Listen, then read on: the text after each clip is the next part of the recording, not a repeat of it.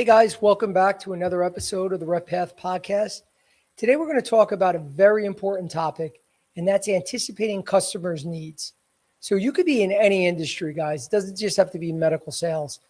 That is the most important thing you can do to be successful in any sales position, is knowing what your customers' needs are first before you move forward with a plan. Most of us move forward with a plan first without really understanding a customer's needs.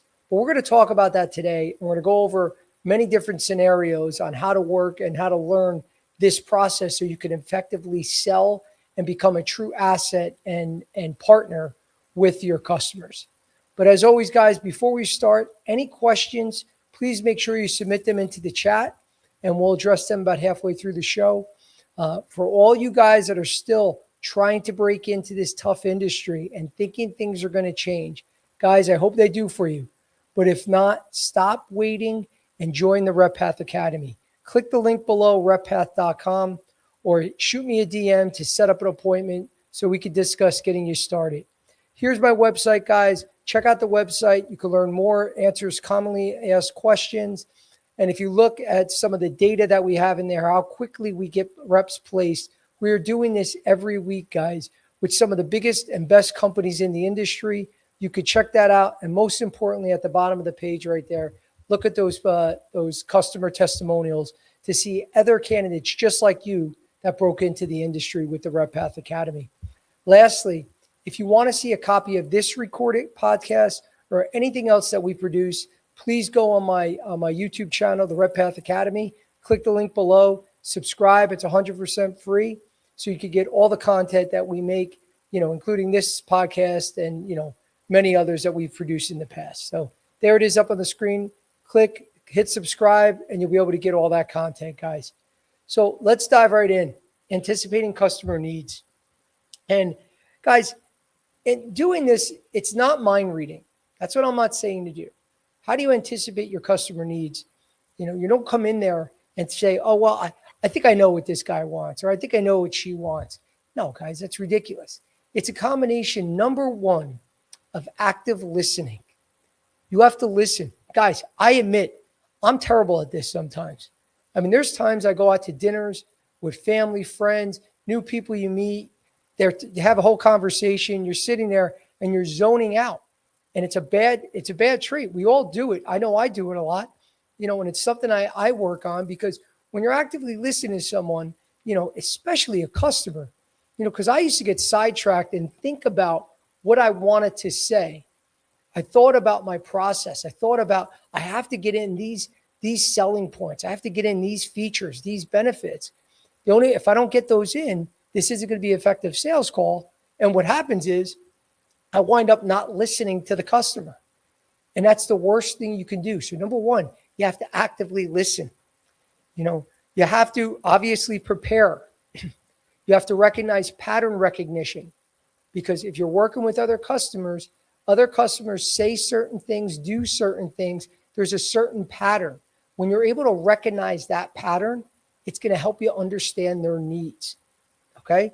And so we're going to go over all these things, but, it really does come down to, listening deeply, because you're going to see clues, and we're going to talk about that, so you can anticipate the needs and then be able to better prepare and construct a sales approach to whatever your customer's looking for. Okay, and one of the first things you want to do, you want to shift from selling to solving. Okay, so this to me, and this hit home when I really looked into this deeper and created this presentation today. Shift from selling to solving is a huge, huge takeaway. If you guys get anything from this talk today, it's this point. And that basically for me means stop with the features and benefits and listen. That's how you solve, when you listen to what they're saying. And stop with the pre-scripted, I have to talk about these features, these benefits. That's the selling part. Want to shift from that to solving. Solving is listening. Okay? So don't just present your product. There's a couple of takeaways, guys. Understand what the customer is trying to accomplish, and then make them feel understood before they have to explain everything. Okay? Because At the end of the day, guys, the best reps, they don't just respond to needs, they recognize them early. So if you're actively listening, guys, and you're focusing on solving their problem, how do you know what their problem is if you don't listen to it? How do you know that your features and benefits that you're bringing up have anything to do with what they're looking for? You have to listen first. Remember, we talked about this previous podcast, going back. Think of it in your doctor's shoes. Your doctor does this every day with patients all day long.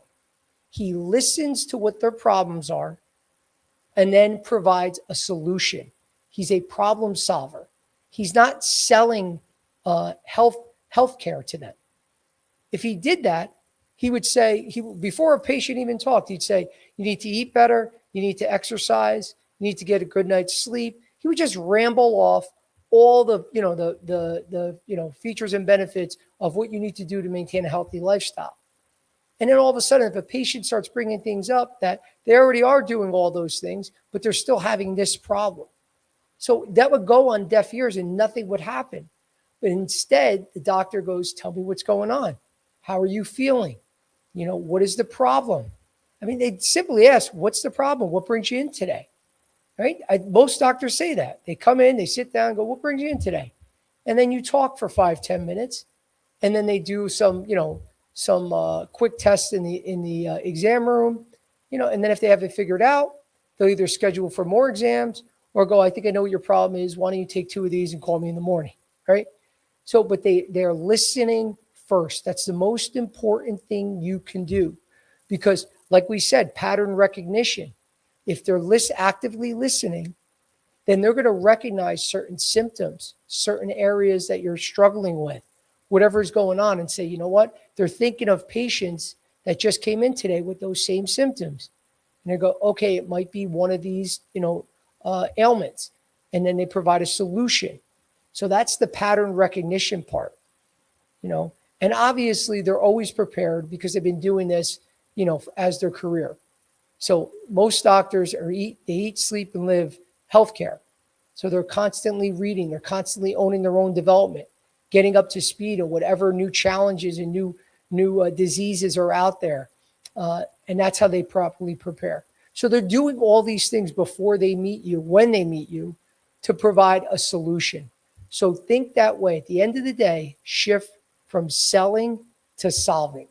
When you get that in your head, guys, you're going to be much more effective when you're to anticipate needs. Next thing you have to do, guys, when you're anticipating needs, especially in the hospital space, but in all areas of healthcare, there's multiple players out there. You have multiple customers. So there's a difference between the doctor, the nurse, the administrator, and say supply chain, okay? Because they have different needs. So know your customer, know who you're speaking with. If you go into an administrator and just get clinical all day long, all you do is clinical, your odds are you're going to miss the boat there. Because of course, everyone cares about the clinical results, but that's not their field. That's the physician's field. That's what the physician's top priority. The top priority of the administrator is totally different. So let's talk about some of these. So for the physician, they're going to care about outcomes, evidence, and outcome, evidence, and clinical results. Of course, they're the physician. You're their patient. You're their customer. So they have to do whatever they can to make sure that you leave there, in the healthiest state that they can provide, the best possible healthcare they can provide. So that's number one. So they're, of course, going to care about the outcomes, and they're going to be laser focused on whatever evidence you have that you're selling them. That's why a lot of times doctors don't like detail aids. I've seen this many times. There have been doctors say, get that shit out of here. I don't want to look at that thing. Show me the evidence. Show me the literature. Give me the real facts. They don't want to see a glossy picture that was created by a marketing team. Most of them don't, guys, because they see that shit all day long. They want facts. They want evidence. And that's what's important to them. So for nurses or techs, typically they're going to care about workflow, the ease of use, the training. Because whenever you're implementing a new product, how is it going to affect their workflow? Remember, guys, most of these people get paid hourly. So if you're going to add in all this extra work, you have to think of this. If your product or drug or whatever it is, because a lot of times, for instance, with a drug, you need a prior authorization. So the staff, you see them like, oh, this is a pain in the ass. Even though they've done it, now they got to do this with your drug. It's going to be that much harder because they have to go a couple extra steps to get your drug approved so the doctor can fill that script. The pharmacy can fill that script for that patient. They're going to care about ease of use. Is this thing, whatever you're implementing, the doctor may love it, could provide great outcomes. But if it's something that is very difficult to learn, that you have to get trained hours and hours to do, remember, you're still getting the same hourly pay. And you got to do all this, a lot of them are going to fight back. So you have to be cognizant of what's important to them. Now, if you start talking about improving the ease of use, improving the workflow, minimal training, and it's going to make their lives easier in the end, now they're going to start listening. So you have to realize that. So this is why it's so important to anticipate the needs of your customers. Everyone's different. Now, if you're speaking to an administrator, they're going to care about, number one, about cost. What's the bottom line? Again, these are the guys behind the scenes that they need to make sure that this business is still afloat so they can keep seeing patients. If a hospital closes down, what good is it? So they can't just say yes to every new product that comes in just because it's a new product, because it could be 10 times more expensive and they don't have the budget for it. They can't just buy everything. If it was up to them, guys, I know a lot of times you guys, I was the same way. I'm still the same way, where you're frustrated by the finance people. They're like, they don't know anything about healthcare and they're always in the way. That could be true to an extent, but they have a job to do. The job is to keep the business afloat and keep it running. So they can't just take on every new product. So you have to talk about cost. You have to talk about efficiency. Okay, because efficiency equals money. That comes back to cost. If this isn't efficient, it's not going to work for them. So you have to explain to them why this makes sense and talk about those efficiencies. And lastly, compliance. Everyone's going to care about compliance to some extent, guys. But at the end of the day, the administration, that comes back to them. It could hurt them, again, financially. If this isn't going to be compliant, it's not going to work. So you just got to be thinking this way when you're talking to administrators. And lastly, supply chain. They're obviously going to care about cost, contracts. Is a product available or not? And is it going to be standardized? So a lot of these things all come into play, many different angles for many different customers. But you need to know this going in. So whenever you have a meeting coming up, guys, and a lot of times you'll be meeting with multiple people, the more information that you can get before that meeting, knowing who you're speaking with. It's easy when you go in an office and you're just meeting with the doctor and you got an appointment with him at 3:00 on Thursday. Okay, it's a little bit easier. But what happens if you do a lunch or a breakfast when you're meeting with the whole staff? Guys, most of us don't put the work in to figure out who's going to be there and then having each part of that presentation tailored to whoever you're speaking with. Because for a lot of you that aren't in this industry yet, you'll do a breakfast or lunch. You really don't know who's coming in there. You don't. Sometimes, you'll have no one come in and just the doctor comes in, or there's staff coming in and out all day long. You need to know who they are, and if you don't, introduce yourself. What do they do here? And most of the time they're very friendly. They'll tell you. And that's when you start talking about your product and start finding out what their needs are. What do they care about? What's important to them? When someone implements a new product like this, what are you thinking about? What are your concerns? Let them talk. Don't just go in there and say, yeah, our product does this. It increases this. If you implement that, it'll do this. And you'd be like, you didn't find out what their needs are. So when you have more and more conversations with these people, you're going to be able to tailor it even better because you've already met with multiple office managers. You've met with multiple nurses. You'll start to see a trend. You'll start to see a pattern. that they care about certain things, and you could tailor the conversation that way. So again, at the end of the day, know who your customers are and know how to tailor your approach so you can anticipate needs so you can provide value. So this is self-explanatory, this next part, guys, but you always have to prepare before the call. I just touched on that for a second. Know who your customers are. When you have a meeting, know what's happening. But some other things, you have to know the account. What are their likely pressures? Think through who influences the decision and prepare for likely concerns before they come up. And again, this is going to come with experience too. So you might meet with one account, or multiple accounts, and you're starting to see a trend that a lot of them are concerned about cost. A lot of them are concerned about, readmissions in a hospital. Certain words you're going to hear over and over again. So going in to anticipate some of these things might come up. Now, I wouldn't jump in and just automatically say, I know you have problems with readmissions. Let them tell you. Okay, you don't ever want to assume. Don't do that. Be prepared, but don't assume. There's a big difference. If you prepare for these objections and then just spit them out before they come out, that could be, you could get yourself in a lot of trouble there because you could bring up something that wasn't a problem. Now it is in their mind because you just made it a problem.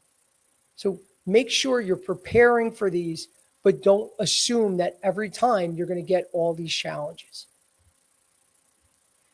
This one is very important, guys. This fourth point. Listen for signals. Okay?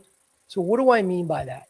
A lot of times, physicians, different staff, they don't come right out and say, our problem is blah, blah, blah. They might say things like this. We're short-staffed. Okay?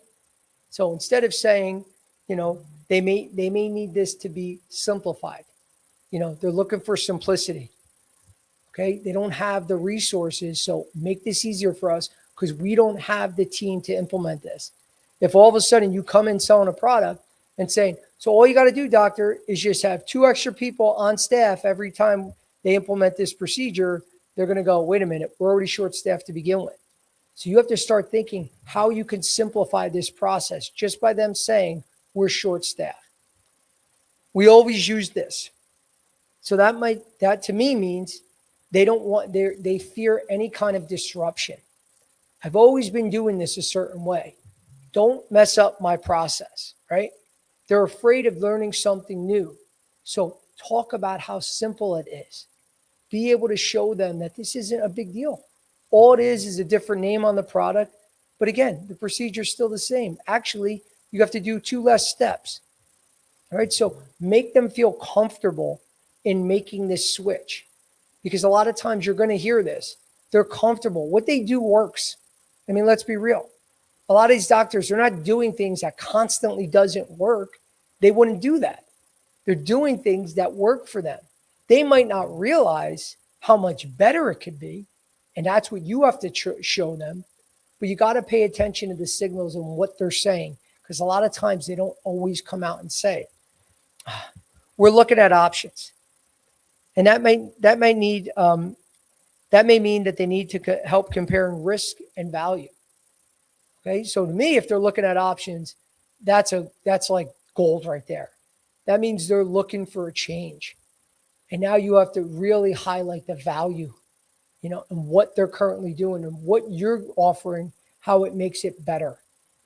Okay, but again, listen for the signals. So a lot of times, if you're paying attention to the signals, they're going to hint to the need before they say it directly. So if you pay attention to that, guys, and start honing in, you're going to be more successful on these calls. I guarantee you. Next, guys, ask questions. So you got to ask questions that test your assumptions. All right. For instance, where's the current process creating friction? Where's the problem? And they might say nothing. There are no problems. What will make adoption difficult if they do implement your process? How does it change for them? You want to make them feel comfortable because they can have many misperceptions. Say, doing this, we're going to need more staff. We're going to need more help. And you want to make them come and say, no, you don't. So eliminate some of those pre-existing, misinterpretations or assumptions they may have to make them feel comfortable. Who else needs to be comfortable with this? Who else do they need involved in the process? And lastly, what does success look like in the next 3 months, 6 months, however long you're looking out? So do not assume, form a hypothesis, then ask. Okay? You always have to ask. You never move forward until you get confirmation on what an issue is or what a challenge that they're having. Always ask to confirm. Because again, if you go in with your assumptions, they could just yes you to death. And then before you know it, that's not the problem. And it's the deal stalls. I've seen this happen many times. And I've definitely made that mistake many times. Next, guys, you want to get ahead of the objections. Whether it's cost, evidence, training, workflow, reimbursement, product availability, risk, you want to make sure you're getting ahead of these objections. You're talking about this in your talks. Now, that doesn't mean that you jump the gun and automatically say, no problem you're going to have with cost. I know you're going to have a problem with this. I know you're going to have a problem with workflow. I know you're going to have a problem with risk, product availability. You just want to be prepared that these are going to come up. If they keep coming up on calls, odds are they're going to come up on this call. So make sure you're prepared for all these objections. It's okay to get an objection you don't have an answer to, guys. There isn't a salesman in the world that says, I've never had an objection I can't answer. They're full of shit. Okay? I've done it thousands of times. You always go back, get the answer, and come back and provide a solution. And that's always a great place to be. Don't be mad at yourself that you didn't have the answer at that moment. You just opened up the door to have another meeting, to have a follow-up conversation at least, because they asked for this. So there's a real reason to get back to that person. So it's a great place to be. Don't think it's a bad place to be. But at the end of the day, you want to make sure you're prepared for these objections. You should never get an objection a second time and not be prepared for that. If that happens, that's on you. It's okay. It happens once. You weren't prepared. You live and learn. But if it keeps happening and you're not addressing that correctly or smoothly, then that's on you and you screwed up. So make sure once you get these objections, you're prepared and know how to get through that to still show them value. So next, guys, you don't want to just bring information. You want to bring insight. What does that mean? Number one, you want to share what similar accounts are doing. It's always good to talk about other accounts, and sometimes people will say, yeah, well, you don't know it could be a competitor, which is true. Sometimes it's a doctor or an office they don't really like. So something you have to tread lightly. But a lot of times you don't know that until you're in these conversations. But it's a lot of time if their peers are doing it, most doctors are more comfortable. So that's why it's hard when we're launching new products, startup companies, anything that's revolutionary. It's really going to change the game. It sounds great. It's exciting to sell that kind of stuff. But after it's launched and after it's accepted, when it's first out there, it's like, what? I'm going to do what? You want me to use this product? Like, for instance, I worked at a cardiac ablation company that used a mouse to move the catheter through the heart in a different room. Now, first explaining that to doctors where they're used to using their hands, they hold the catheter in their hand, they move it, they feel that tactile sensation. And now getting them to say, I'm not going to feel anything, I'm going to move a mouse like I'm playing a video game. It blew their mind. So especially a lot of the older doctors, they didn't want to do that. So it wasn't always the easiest place to be. It's challenging to get them to get comfortable with something like that. So a lot of times they would like to hear, oh, Dr. Jones is doing that. Oh, okay, great. All these other accounts are doing it. Oh, wow, maybe I'm missing the boat. Maybe I need to look into this further. So it could be very attractive for them just hearing and make them feel comfortable knowing other accounts are doing it. Point out the implementation issues that may not have been considered and help them think through the decision. So again, just don't spit out information. provide insight, be a guide, also be understanding, guys. Don't just think that that your product is the only product that matters on this planet. Realize they have many other things that are more important in their day than just your drug or your device. Again, they're dealing with hundreds, sometimes thousands of patients in their practice. That's their key importance. They need to make sure they're healthy. They need to make sure patients keep coming in. They need to make sure the bills are paid. They need to make sure that their staff is happy. All these things come into play because at the end of the day, it's a business. Your product is just one aspect of that business. Okay. Next, you got to connect the clinical value to the business reality. So again, it goes back to what we were saying before. Clinical outcomes, of course they matter. Workflow matters. Cost matters. Adoption matters. But value is not what the product does. It's what the product helps the customer accomplish. And that's so important, guys. So realize that everything clinically results back to the business reality. If they're going to provide better outcomes, at the end of the day, is going to bring more dollars into that practice. More patients are going to want to come if patients are constantly getting treated and they're providing better outcomes. I mean, I know a bunch of friends that, when they started losing their hair, they would all go to this one doctor. Once a few of them went, before you know it, all my friends that were losing hair were going to the same doctor. Because obviously business started flourishing, like crazy, because at the end of the day, he provided great outcomes, which resulted in increasing, his business, increasing his revenue. So you want to be able to tie that clinical value. Joe, I'm going to need the name and number of that doctor, please. Actually, guys, but he actually has. He had like I'll get his name, and I'm really drawing a blank, but it was like an interesting last name, like Dr. Perfect or Dr. Brilliant. It was something like that, but I'll definitely get you his name because all my friends use him. The guy is phenomenal. Not saying you need it, James. Oh, I need it. Yeah. I know I'm counting down. I know one day I'm going to go from this to completely bald out of nowhere. Joe, you got almost 10 years on, over 10 years on me, and your hairline is way better than mine. It's not even close. You're looking good. I pray that I had a hairline like that right now. Well, I appreciate it. But the first compliment you ever given me, which is kind of weird. Not often. You should frame it. Kind of weird. We should snap this and make content out of it because it doesn't happen often. In Step Brothers, when they can't even shake hands with each other, they have that awkward hug. Yeah.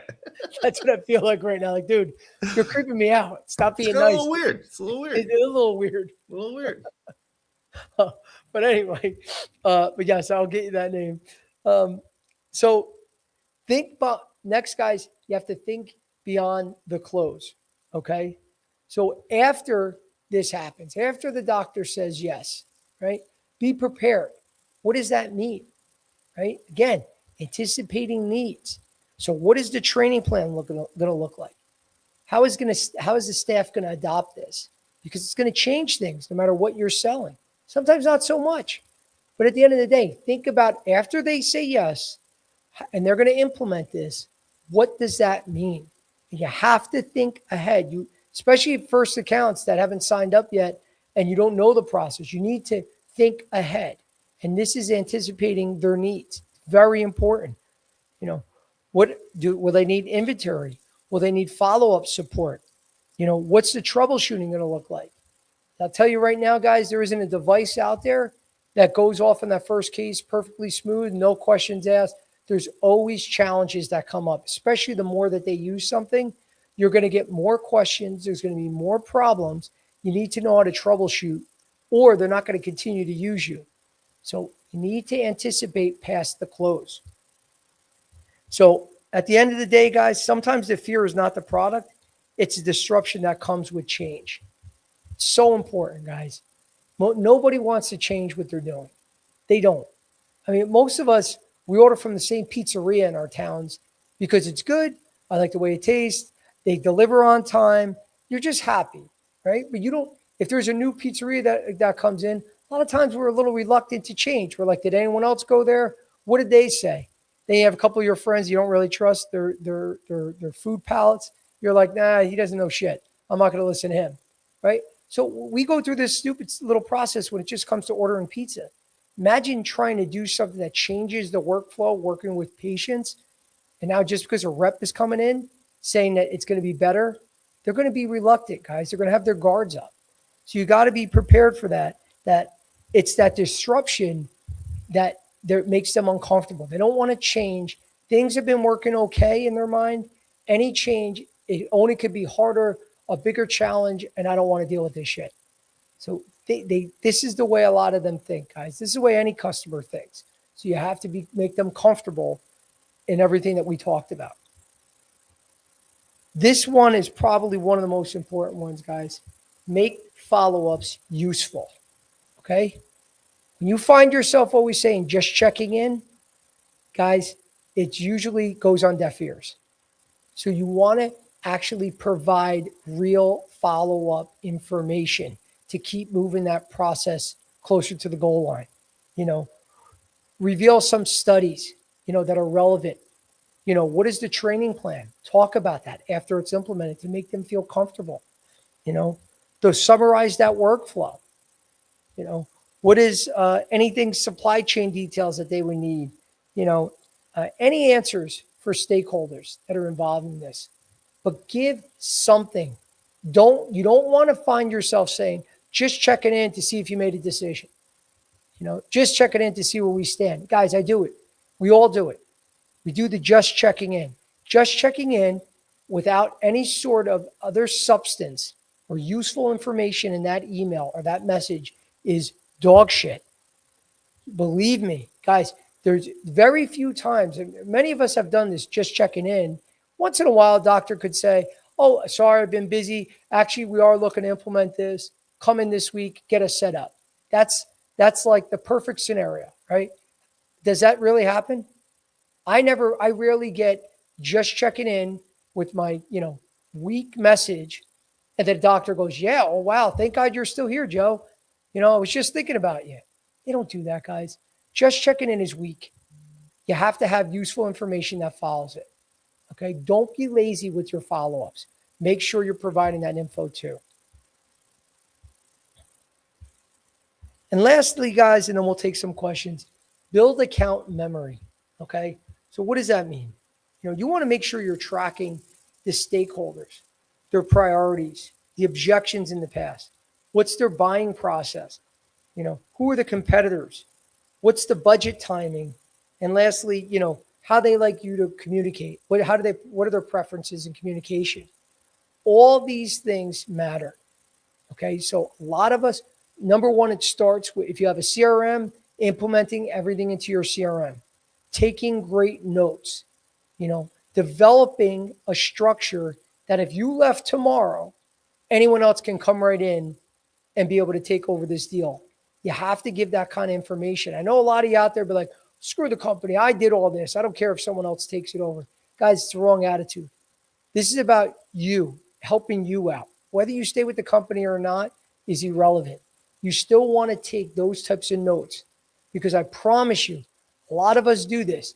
We're not as diligent in a lot of the minutia because we say, oh, it's not that important. And those things will matter. They will matter later on when it comes down to making a decision for whatever doctor or hospital that's involved. So make sure you're tracking everything because it's going to be important in the long run to be successful. But I'm going to take a break right now. James, any questions from the crowd? Yeah, Joe, we got a couple. All right, great. We got Marcus Holloway. First question of the day. Joe, how do you actually figure out what a doctor needs when you only get 5 minutes with them? I feel like questions don't always work. Yeah, well, I mean, again, you do have to get to the point, but trust me, pick one question. One question. I don't care if you have a chance to talk about your product. I'd rather have you get background information on what's important to them. You need to ask questions. I know sometimes You feel like I got to get my product out. I got to tell them what we do. Guys, a lot of times, if you're not finding out a pain point, it's going to go on deaf ears. It doesn't matter. You could scream your product name if it makes you feel better at the end of the call, or you could touch on that the last 30 seconds. You could still get your product information in. But I promise you, if you do the true company, talk about these features and benefits, and then go in there and then spend the first 4.5 minutes talking about features and benefits, and then ask a question, it's not going to end well. Open up with questions, probe, find out what their pain points are, what their problems they're having, whatever area they're in. Find out if they do that procedure. Believe me, guys, a lot of times you could come in, especially on the device side, you think just because it's a pain specialist or a cardiologist that they do certain procedures, and they don't. Or even worse, they do it, but they do one once every 6 months. Are you going to keep wasting your time in those offices? So just say that. So just to flip it on you, now you got your sales pitch across. You got that done in 5 minutes. You never even found out if this doctor does that type of procedure. Now what? You think the doctor, you just brought them lunch. He'll say, screw it. This guy never asked. Let them come in again. Bring us lunch again. I don't think most doctors are going to lie and say they do a procedure when they don't do it. They might lie how many they do, because I've had that before. But most doctors will be upfront saying, no, I haven't been trained yet, or I've done a couple. A lot of times they like to exaggerate how many they do, which, okay, you're never going to get that, 100% correct. But you want to make sure that they're at least doing this procedure. So I still rather have you ask a couple of questions first. Have your 2 or 3 questions that you want to ask, because 5 minutes is a lot of time. You could get a lot of information out in 5 minutes. Those 30-second little walk-bys in the office, let's be real, guys.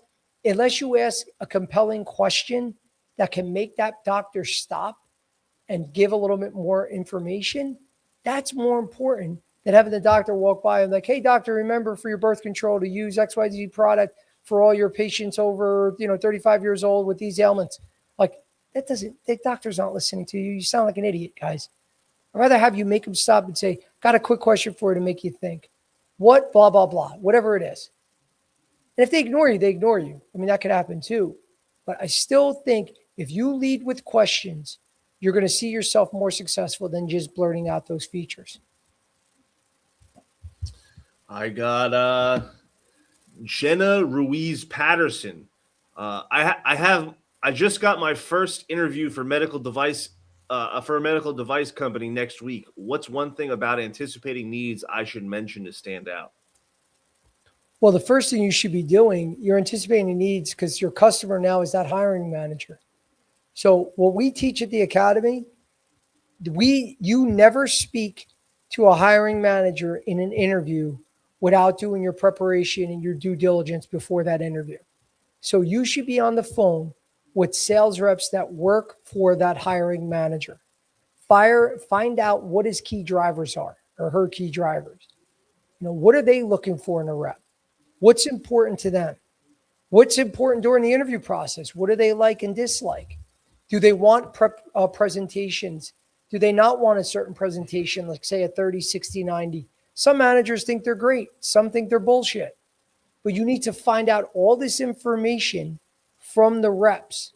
So you're anticipating the needs of that hiring manager. When you know that info and you go in there and you start selling yourself, you're going to know which way to go. You're going to know which points to highlight. Some managers don't even look at resumes. They just talk. And they do their digging just in conversation. Some, if they don't see results on that resume, and then they're going to look at those results and go, okay, tell me how you achieved this President's Club win. Tell me how you achieved being ranked 2. They're going to dig deeper. You want to know that because that's going to help you prepare your presentation. If you're going to just shoot the shit and be more casual and talk about what you do on a daily basis, you want to do that. Whatever it is, before you get in there because you anticipated needs because you learned this by speaking to the rest of the team. So last point though, before I forget, we always try to do at least 3 calls you want to speak to at least 3 reps every time you have an interview. Whenever you get an interview booked, you find out who that hiring manager is. You go on LinkedIn and you start connecting with sales reps that work directly with that hiring manager. Could be another manager that works with that manager. Could be a boss of the manager. I don't care. Typically, it's easier to find sales reps because there's more of them. But speak to individuals that work with that sales manager and learn more about him and learn more about his needs. And I guarantee you're going to be more successful in that interview because that's exactly the definition of anticipating needs. Mr. Logan wins. What's the play when you anticipate a need, but your product literally can't solve it? Well, I mean, I think you got to know your limitations of your product. I mean, if the doctor wants to solve, world hunger, that's great. I mean, you got to be realistic here, guys. It's got to be within reason of what your product can do and what you can do. So you don't want to overpromise too, because you're going to overpromise, underdeliver, and it's going to be a disaster and the doctor's not going to use you. So you still have to set expectations of what can actually get accomplished by this product. And at the end of the day, sometimes you might not have a solution for that doctor. Great. That's a great place to be, guys. Don't think you're not selling every doctor.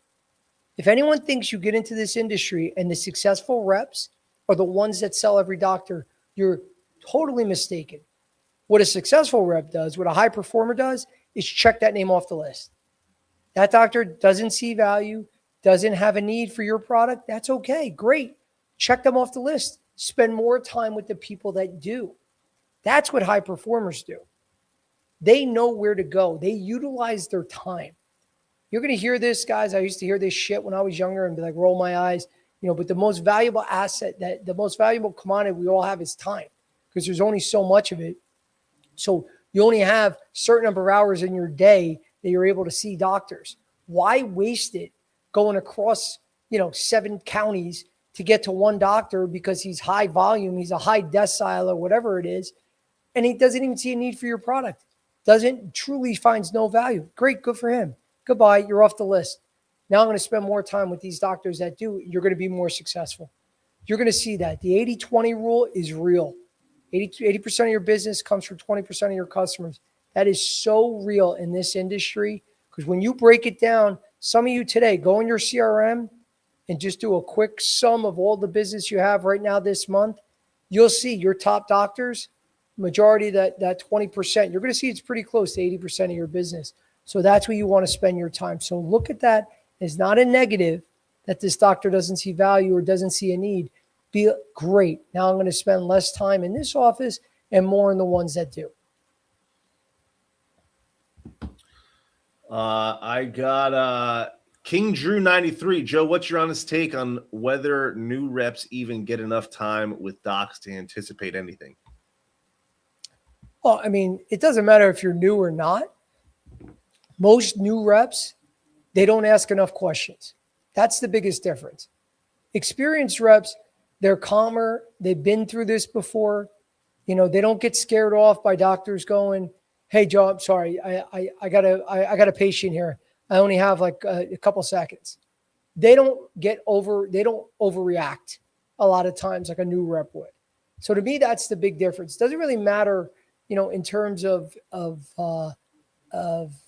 the approach changes because they're typically are calmer in that situation. So even though a doctor could say, "I only have a couple seconds," a lot of times that one question they ask can lead to the doctor staying there for 5 minutes. So to me, I think that's the key. It's not that they look at new reps and go, "It's a new rep, I'm not going to give them as much time." Usually they don't give them much time because they're not compelling, because they came out of training and they were taught to just start talking about features and benefits. Make sure you bring up this one point on the detail aid before they walk away. They see a lot of this shit, guys, and companies all do this. I don't find it valuable at all. If a doctor's only going to give you 5 seconds and literally walking by, respect the 5 seconds. Say, "Doc, I got this one question. I know you're busy," and then ask the question. If they don't, be like, "What's a better time for me coming back when you do have more time?" I'd rather have you ask that than constantly walk in and go, 10% less side effects, 5% less side effects, doctor, and he's going to go, oh, okay, great. And just keep walking. That's just idiotic. That's a walking billboard. It does nothing. So don't be intimidated as a new rep when doctors come in. They're always going to be in a rush. Just be calm. If you can get that question and find out, if not, if they're such in a rush, what's a better time for me to come back? I think that's the best approach. Jaron Vargasy. Hey, Joseph, I'm in the final stages of the interview process for a clinical specialist role. How do I make an impression that I can perform more than the duties and responsibilities my role calls for? I'm looking to grow past the CS role and into sales. Well, first off, it depends on what you've done in your background. So you're always, first and foremost, don't get into the adjective game. This is what a lot of reps do, especially in your position. I'm a hard worker. I'm dedicated. I'm persistent. You say the same bullshit, guys. It's okay to use an adjectives. Back it up with evidence. You're a hard worker. I'm a hard worker, just like I did through this interview process. And I spoke to 10 of your reps and developed this business plan that specifically breaks down how I'm going to approach this territory in the next, 30, 60, and 90 days, broken down by the account level. I also did my due diligence preparing by researching surgeries on YouTube, going over the different terminology to make sure I'm up to speed. I spoke to many, key opinion leaders, different cardiologists to learn more about this product. And I found out blah, blah, blah by speaking to Dr. Jones, Dr. Smith. I went to the RepPath Academy to become a better candidate, to become a better sales rep. So talking about all these things, you like that little plug, James? Talk about all these things than just saying you're hardworking. That's the key. You want to make sure that you're backing it up with evidence from your background. And if it's hard to do, you got to be able to show those transferable skills. You might not be in a direct sales position in the past. You could have been a teacher, who presents all the time. You could talk about how your presentation skills are outstanding because you did X, Y, and Z teaching these courses or whatever it is. But always come back to something that you've had proven success in your background and implement that into whatever you're saying during that interview. And you're going to see you're going to be more successful. Joe's turning a professional over here. Marcus Whitfield, from a clinical side, what behaviors signal to physicians that a rep has genuinely done their homework versus just memorized talking points? Well, I think doing your homework is asking questions. I'm going to keep beating that to death, guys. The reps that asked the questions and then tie the value from their product to whatever the challenge is or whatever they're explaining, that's how you identify key drivers, what needs are. You only could do that by asking questions. And the more that you do that, the more you get in that habit. James, I know we talked about this great movie reference. I know you like this one with Hoosiers, where Coach Dale told them they can't shoot until they pass the ball at least 4 times. They can never shoot until they pass the ball 4 times. It's the same thing with questions. Think of it the same way. Got to ask at least 4 questions before you go in there and start talking about features and benefits. Do that before you mention your product. Get in that habit. It's going to make you more effective. You're going to learn more. When you ask people questions, you learn more about them. And you go, shit, I would never have known that about you. You guys, don't assume. Find out. Ask questions. That's how you're going to be a much more valuable rep, because you're going to know what they want. And then you're going to know when you get into cases exactly what they're looking for. I used to go into cases and you would get a Mayo stand. That's the little stand. Put your computer on, right? You have that. I'd have my demo material on the side. I'd have a laser pointer. Sometimes I would use it. Sometimes I wouldn't. Now, but all these things I know because I've worked with this doctor before. Don't put the Mayo stand in front of the anesthesiologist. That pisses him off. Put it over to the side, but don't put it in the way where the circulating nurse is going to run into it and get pissed off. Don't pull out a laser pointer. This doctor does not like the laser pointer. He likes for you to use the demo kit to show the nurses. When they're working, when they're actually puncturing the patient, shut up. Don't say anything. You can talk after that part happens because that takes a lot of concentration. So all these things are going through my mind, and I'm making sure that I'm doing everything. I'm anticipating the needs of what this doctor wants. I bring in different leads to go over with them. Hey, this might be better for this patient today because I know it's a taller patient. So I brought a longer lead. So all the prep that I'm doing is making me a more valuable rep because I've already anticipated their needs. I know what they want. You'll see this with nurses. They're great at this. An experienced nurse, especially a scrub nurse, they know exactly what the doctor wants. They know the workflow. They know some doctors that are great, some are slow as shit, but they're going to adjust their workflow to make that physician happy. That's what makes them a great employee. Because you'll see it. A lot of those nurses, when you work with them and they've already anticipated the needs, they know what that doctor wants. Don't do this. They'll tell you this really pisses him off. You want to make sure that you're taking all that information in and applying it each time because that's going to make you a rep that they want to keep calling on. So do those things, and I'll make sure that that'll help you stand out. We got Yuka Tanaka. Joe, in your view, is anticipating needs more about clinical knowledge depth or about pattern recognition across customer types? Well, it's probably a little bit of both, but I would say it's more about pattern recognition. Because when you're working with a lot of doctors, again, the more cases you do, the better you're going to get. You're going to see things similar things that doctors do, similar processes that they do. The more that you learn that, the more effective you're going to be. We all do this. Your mothers do this when they prepare a meal for you. They know they only like, you don't want too much salt, or you only eat this part of the chicken. You don't like the dark meat. You like the white meat, whatever the hell it is. They're going to do the things that make you happy. They learn, and then they're anticipating your needs. They know everyone likes to eat by 6:00.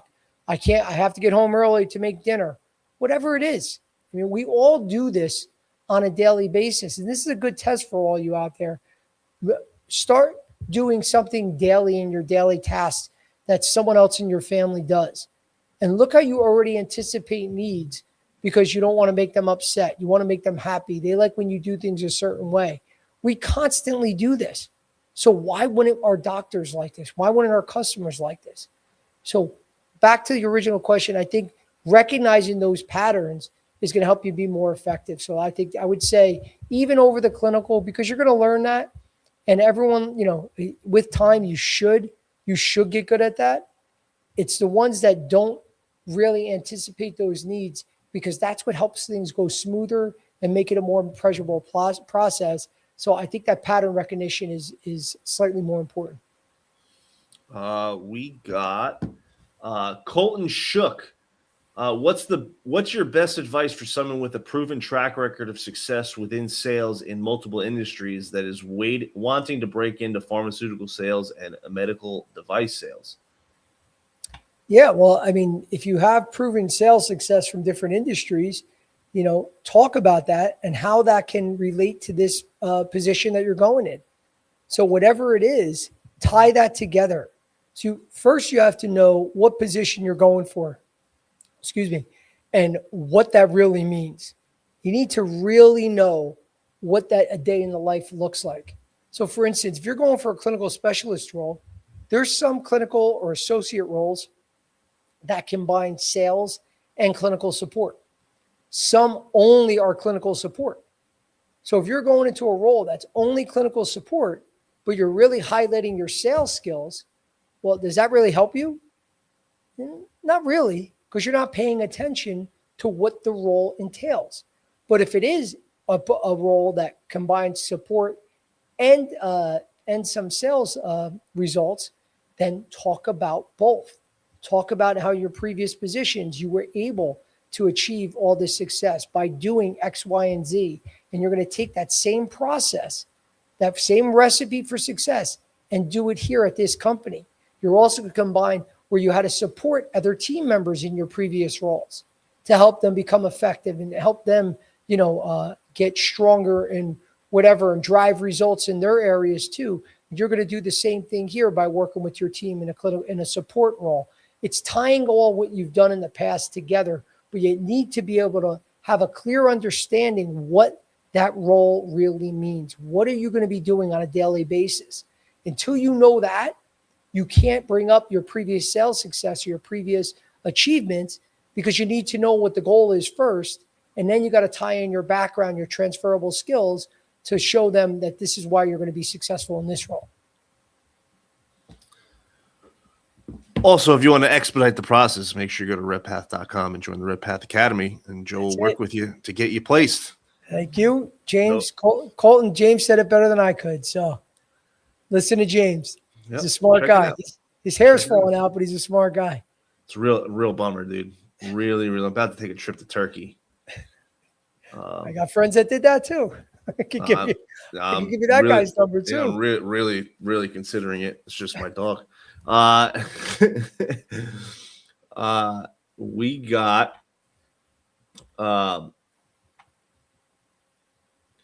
Felicia Mendez Green. I'm a stay-at-home mom looking to get back into sales after 8 years. Is this the kind of soft skill that translate from raising kids? Honestly, raising kids, I guess you got to anticipate a lot of needs when you're raising kids. Exactly. I mean, so there's pretty much any role in the world you can show transferable skills, but you have a tough job raising kids.